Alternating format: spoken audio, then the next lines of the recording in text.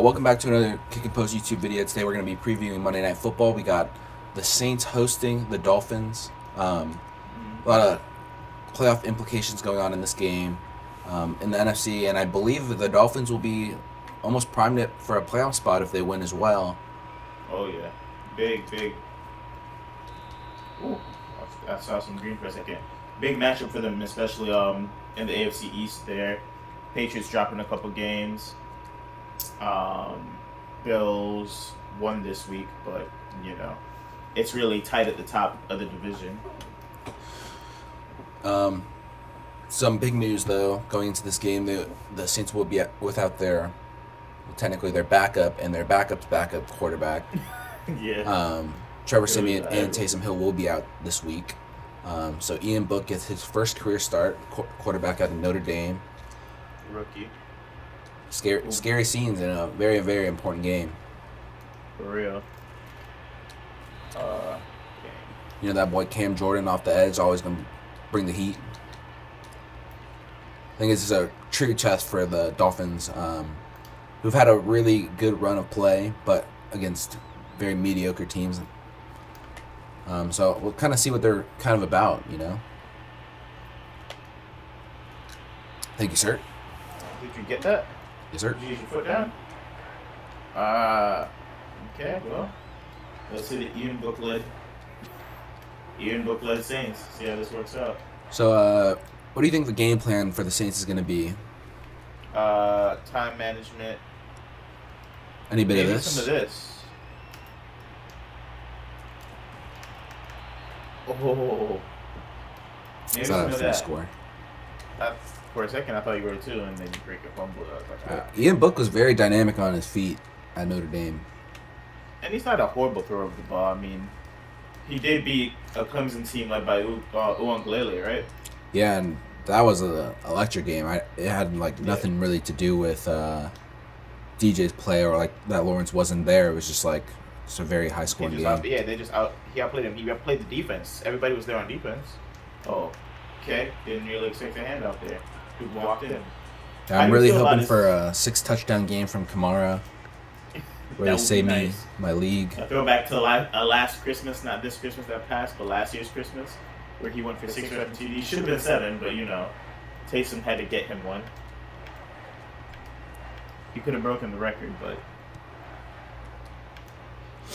So, into a little bit of playoff implications, especially for my favorite team, the San Francisco 49ers. They're currently sitting at 8-7, along with the Eagles. And obviously the Saints are 7-7 going into today's game. If the Saints were to win, it would be a 3-way tie, which throws away the head-to-head aspect of the tiebreakers for the Eagles and Niners, which has the Niners sitting at the 6 instead of the 7. So that would actually, based off of conference percentage, I believe, would have the Niners out and the Eagles and Saints advancing into the playoffs. So not very good. I say I need 6 touchdowns from Kamara, but I need 7 touchdowns from somebody else on the Dolphins, Give me more. Give me more. Hoping the Dolphins can be about it, though. So we'll see. It's a tough place to play in the Dome against the Saints, that defense. We've seen them shut out the Buccaneers last week, 9-0, with Taysom at the helm. Shutting out a quarterback like Brady, even though they did lose their weapons in the first half pretty quickly. No Mike Evans, no Chris Godwin, kind of changes up the game plan pretty heavily, but then you lose for that. Yeah, it's still pretty tough to play against this team, even with those weapons. I think they swept the Bucs this year. Swept them last year too. Yeah, so can't really put all the blame on the injuries, to be honest. But yeah, man. Ooh. I don't see that very often. My boy took off. I feel like people really forgot. But he doesn't have the speed. He was a dual threat in college. They kind of dialed that back a whole lot since the hip injury. Yeah. But he was the number one dual threat quarterback the year he led that comeback against Georgia. Yeah. Yeah. Yeah. He was that guy coming out of high school. Oh, I don't know how Hey. you didn't get that. I'm hoping Devontae Parker has a big game. I dropped the underdog picks last week for you guys. It did pretty horribly. I did hit this week, but not on camera. But I'm gonna give you guys some picks, possibly today. But if not, if I don't make a Let's do it video, right here's your now. picks on this video. Here's your picks on this video. Yeah, let's get it I done. like Devontae Parker's over. I think it's 50.5. I would throw that in there. I like Kamara over 4.5 receptions. Actually, no. I like Kamara over 23.5 receiving yards because I don't know how often Ian Book's going to throw to the running back. And I also like Callaway's over 32.5 receiving yards. Little three teamer for you right there. On underdog, I think that's a times 6. So sprinkle a little money on that. Have fun with that one. I might come back with. No. No. I should have been in the back on that one.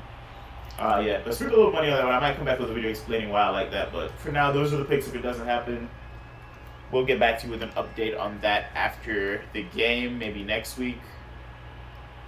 But yeah, smart. Hopefully they do a lot of that with Ian Book too. Tell them to be safe with the ball. I feel like they could definitely steal this game if they don't have that many turnovers. For people who aren't familiar with Underdog, I know we've had a couple videos on the channel about it. What benefits does that platform bring versus like Sleeper?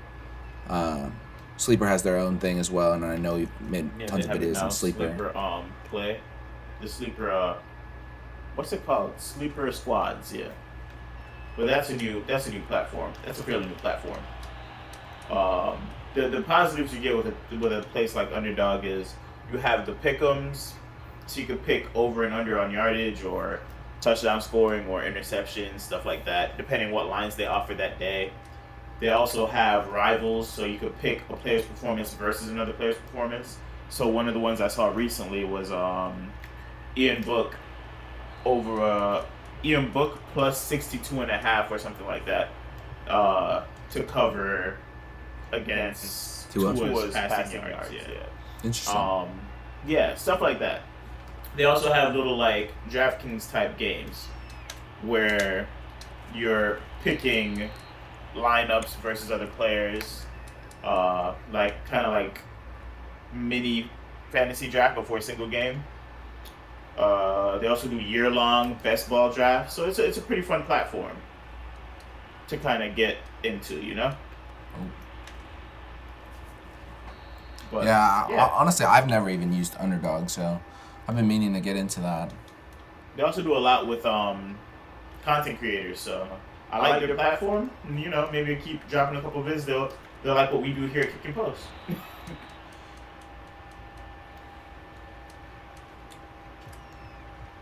But I like their lines a lot better than Sleeper's lines.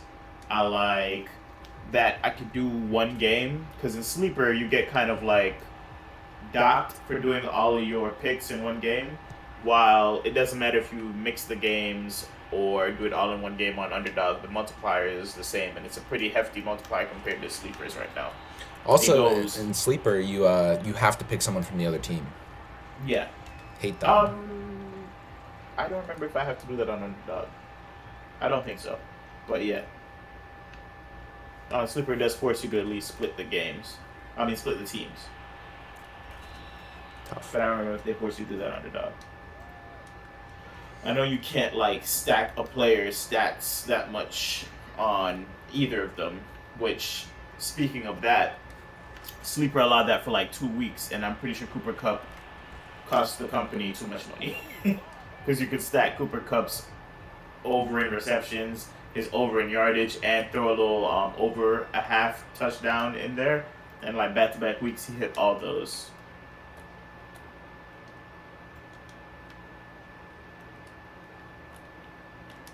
I know this isn't a fantasy video, but how do you feel about Cooper Kupp going into next year's drafts? I think he should be a third round pick, second round pick. Third round? I don't know, like This year?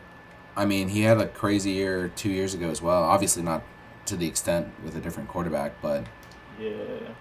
I don't know. Like Devontae was going like end of second round after his crazy season last year. End of second round? Yeah, I picked up Devontae with the 2.8. Super flex league, right? Yeah, Yeah, okay. So yeah, obviously we prefer super flex. So I get that. I don't know. I don't personally see me picking him up. Like I have him in certain dynasty leagues already. I'm gonna just live with that and be happy with that. Yeah. I think he'll be too expensive for my blood too. But he has been league winning type talent. Especially in best ball leagues. There's one team in one of the best ball leagues we're in that literally Cooper Kupp is carrying him to the championship. Yes, sir. It's insane. He also played me on the most COVID heavy week that my team has ever seen. To knock me out of contention, so it's a pretty competitive game here. Yeah. Hopefully the Dolphins win it. Like in real life. Oh man. I haven't played Madden in so long, man. Can't wait to get Chris on here to play some Madden too. That boy claimed he's not that good anymore, but apparently he used to be snapping back in the day. We don't want to play Chris, man. We get scrubbed. I'm sure me and you versus him, we could put up some numbers. Oh no! Get on top of it.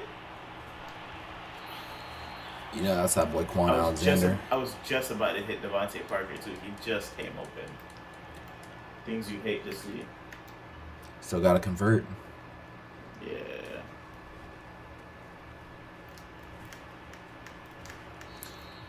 Do you think how much do you think Mark Ingram is utilized today? A lot. Yeah. Actually, that was the run pick heavy that I game liked, plan yeah. and They have him at 23.5 rushing yards or 28.5 rushing yards. I would hammer that as well. I feel like I have to make a video because I'm gonna probably do two pick ones or a 3-pick and a 2-pick, and I feel like his rushing over is too enticing with rookie quarterback that was 4th string, not even like 3rd or 2nd string. It's not like a Trey Lance situation or anything. He went really late, I feel like, in the draft, if he even got drafted. I think he did get drafted, like 5th round or something. yeah. No, I don't think he did. I think Kyle Trask got drafted late, and he went undrafted. He went undrafted, yeah. But, okay. Putting him in that type of situation, not many offensive weapons to speak of at the receiver position. A tight end that's still fairly injured. Troutman is their best tight end. He's still coming back off of IR. I feel like they're going to do exactly what, chew clock. I wish you could put a number on how many rush attempts Ingram gets or how many rush attempts Kamara gets. I feel like those definitely hit tonight. Or they'll do little bubble screens to Kamara and try to get their playmaker out in the space. So, yeah, those are the numbers I'm liking for sure. I think the win margin is going to be a field goal. Yeah, it's not going to be a high-scoring game in the least. And I feel like it's last ball. Whoever has the ball last. It's going to be one of those types of games.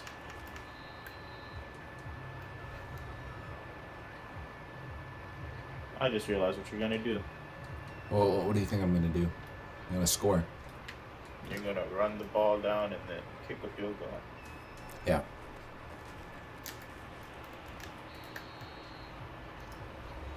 It's too late anyway.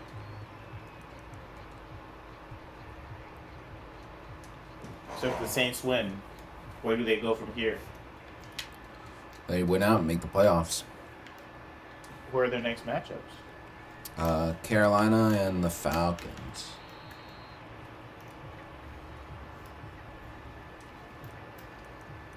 Yeah, I mean, Carolina was playing a 2 QB system this past week, and Falcons played well against Detroit, but I would be surprised if they do anything of consequence against the Saints defense.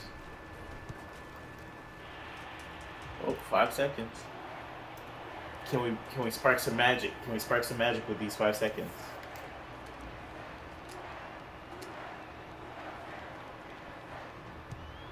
You're no fun.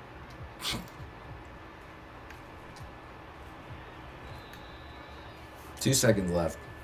Make it happen. 2 seconds. What's my best play? What's my best play? Halfback screen. Probably my best play. But let's see who I got on the field right now. Okay. Boom, boom. Boom, boom, boom. Very tight end heavy lineup there, buddy. Oh yeah, a little extra protection, you know.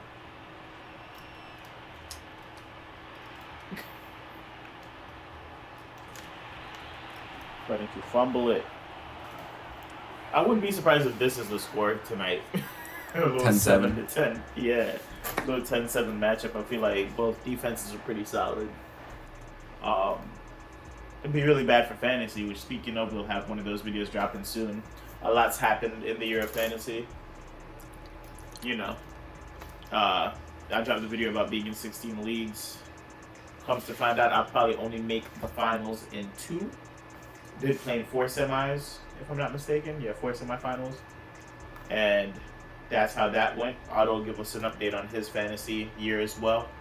We'll get into the Florida Fantasy Football League that we were both in. Unfortunately, none of us are making finals in that one. Spoiler alert. But yeah, we'll get into all those. Thanks again for tuning into the video, guys. Big things coming. A lot more content coming out. And on that note, all right, y'all boys.